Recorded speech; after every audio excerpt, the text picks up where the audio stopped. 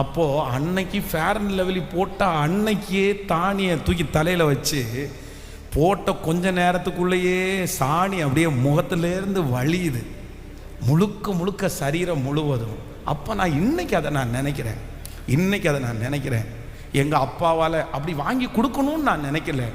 என்னை அலங்கரிக்கிறதுக்கோ என்ன அழகு பார்க்கறதுக்கோ என் தகப்பனாராலையும் தாயாராலையும் வசதி இல்லை, முடியாது.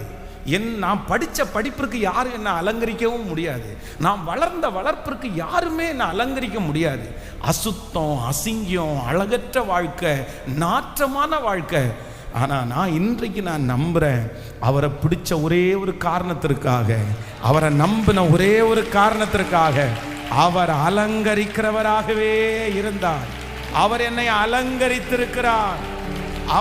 அலங்கரித்திருக்கிறார். அந்த தேவனைத்தான் நான் பிரசங்கம் பண்றேன். அந்த